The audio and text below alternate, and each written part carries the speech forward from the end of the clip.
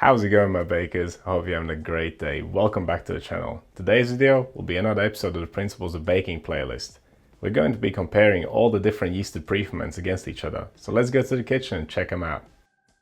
One of the most viewed videos of my channel is about all the different yeasted pre-ferments. I covered those pre-ferments in detail in that video. But right around that time I started also making comparison videos.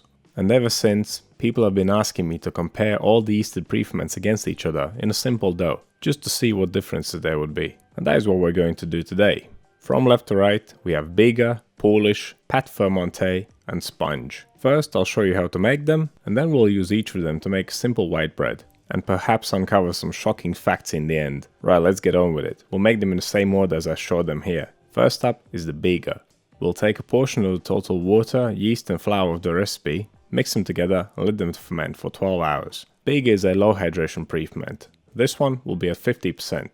It is commonly used in all your favorite Italian breads, like ciabatta, focaccia and pizza.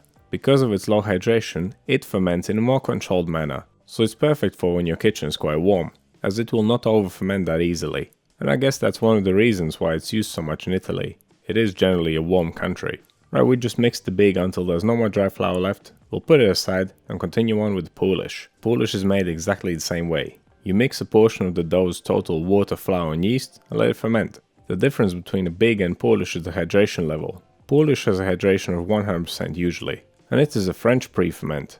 And we all know that one bread that Poolish is used in, baguette. Now a higher hydration pre-ferment will ferment more rapidly. That's why I prefer using Poolish in colder weather. It is perfect for wintertime baking in my opinion.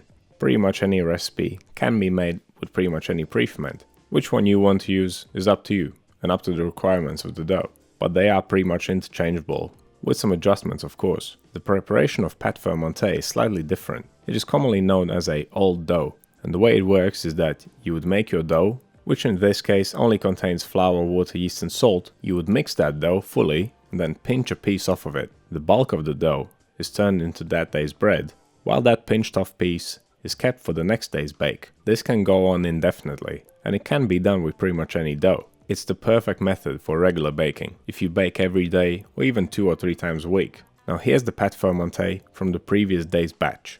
It'll get mixed into today's dough, and then another piece will be pinched off for the next day. That's why Pâte Fermentée is also known as pinch back. The only issue with this is that it will ferment just as rapidly as the bread dough will. So while the Biga and the Poolish can ferment quite slowly, over 12 hours or 18 hours, Pâte Fermentée will rise just as quick as the bread will. But there are ways around it. You simply place it in the fridge and leave it to ferment there. The cold temperature will slow it right down and prevent it from over fermenting.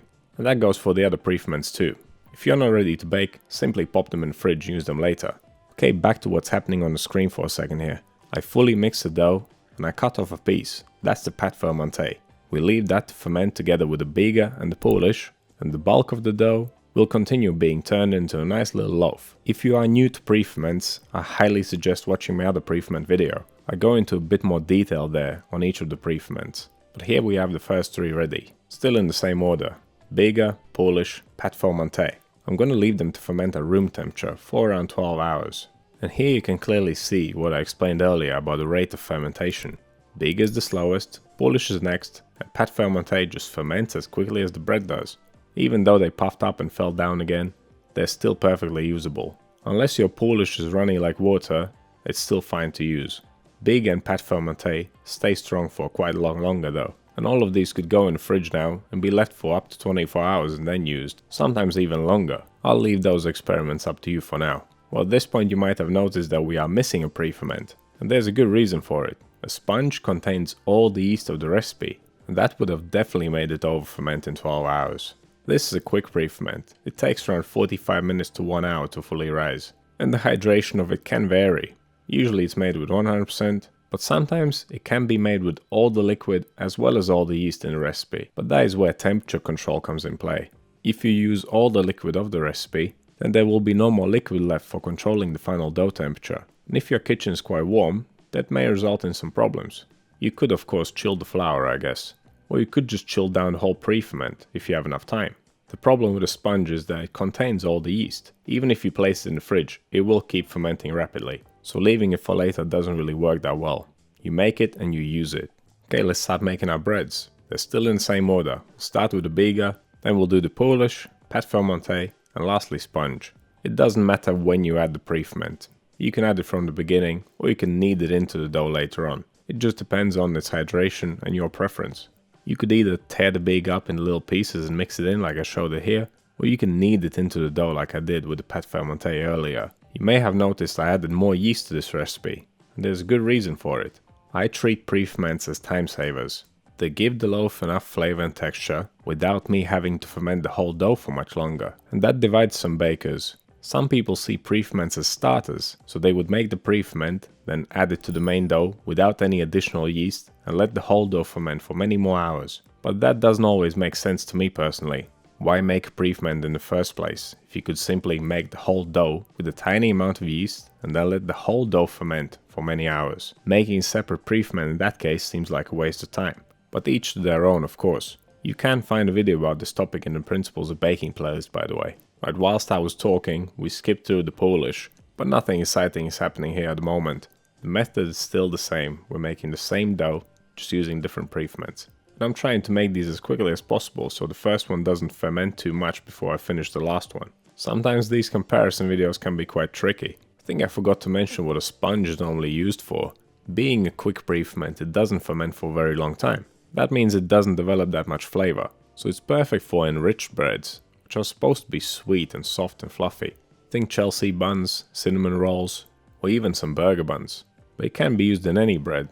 If you forgot to make your Polish or Biga and you don't have time, just make this. It will still elevate the flavor and texture of the final loaf. And speaking of the final loaf, this is it, number 4.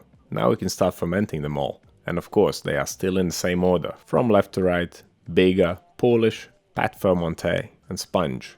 All these breads ended up being at 62% hydration, and final dough temperature was pretty much the same. As you will see, they will be rising at pretty much the same rate, which is good for the video. Bulk fermentation took around an hour and a half. Now I'll give them a quick pre-shape, then cover them, leave them to rest, and do the final shaping before the final proof. Another important thing here to note is that all the pre-ferments contain 20% of the total flour of the recipe, just to keep things equal, of course. The flour percentage can vary quite a lot. It could go as low as 5%. Personally, I never do less than 10. But on the other end, it can go as high as 100%. Yes, you heard that right. All the flour off a recipe can be in a pre-ferment. You can see examples of this on the channel. I have made a 100% Biga pizza and a ciabatta recipe too.